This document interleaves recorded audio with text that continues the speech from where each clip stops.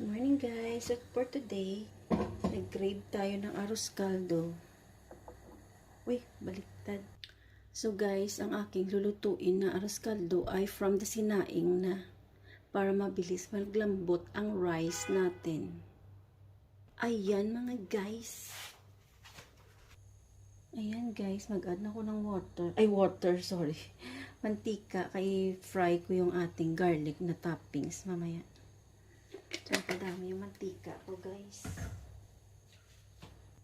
So guys, ito na yung para sa toppings natin. Na garlic, fried garlic. Ayan. Hindi kailangan, hindi siya masayaw. Dito. Lugay guys. Kailang sometimes gapait sa balakang lugayon siguro. Kaya ano siya sa low fire lang until na mag-brown siya. Ito na yung ating nasala na konti lang pala siya. Ating mantika again. Half lang sini. So una garlic at sibuyas dahon. Na mamaos gaas ka ng tutunlag ko mga guys kasi nag-iba na yung chimpo ngayon. So, painit na. Kaya nag-change ng weather. Nag-change din yung ating ayan, garlic at saka onion leaves.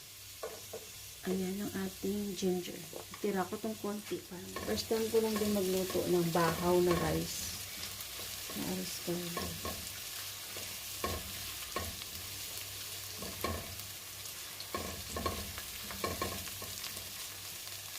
Bago pa maano, ilagay ko na yung ating chicken.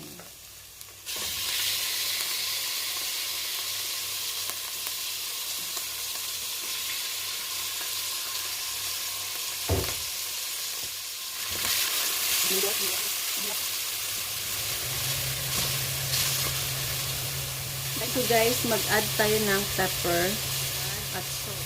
Our salt. Nag-iisip ako kung lagyan ko ng cubes. Siguro lagyan ko na lang para medyo malasa, no? Yung makuha mo talaga yung arroz caldo na binibili sa outside. Ayun, butter. Para medyo may malinam-nam siya bala mamaya. Parang nasa wala naman tayong food coloring. At ito na lang ang aswerte. Ayan. Konti lang. Para konti siyang color.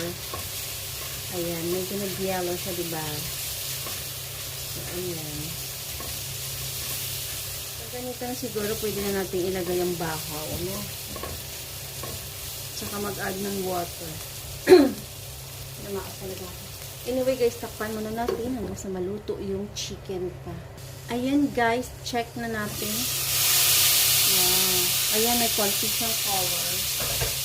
Nag-yellow siya, diba? Wow. Sana ma-achieve natin yung color outside ba na binibili.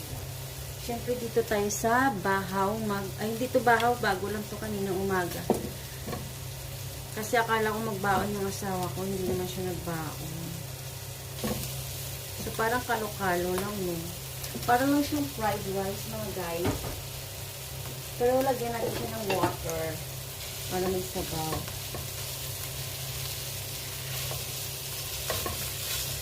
Kasi parang nag-crave ako ng arroz caldo. At saka yung anak ko gusto niya ng arroz caldo. So baka, kaysa bibili pa ako, hindi magluto na lang, at least alam mo na, luto mo.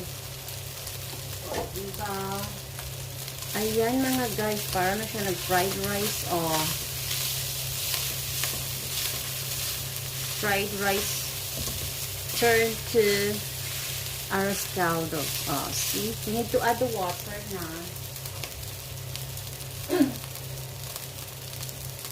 Add the water. Wow. Look at that. Para malambot na yung rice natin. So, kailangan sinain na. So, ang ita-title natin dito ay arroz caldo on the go. See?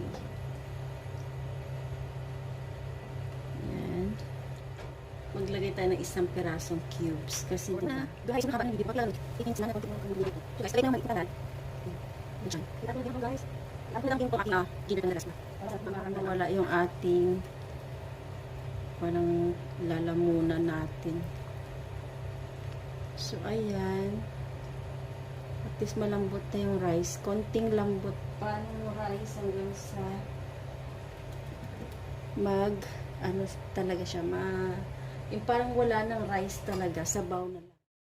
Guys, after all, check na natin.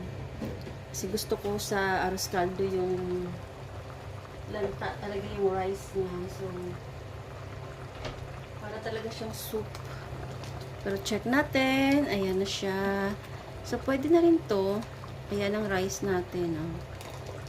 Tama na yung taste na to. So, kung gusto mo mag-add ng salt, toyo, sa plates mo na lang or sa bowl mo na lang.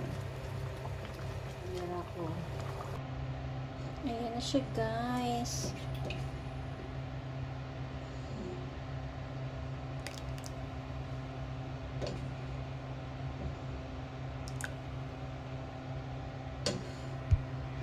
Bakit malabo, no? Ayun.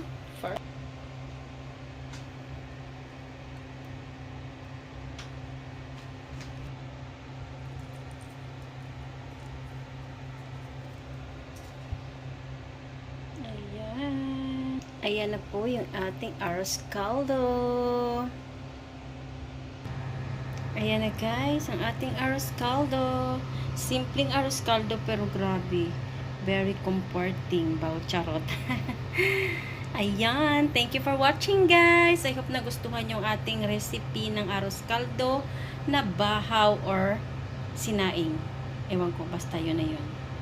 Bye bye!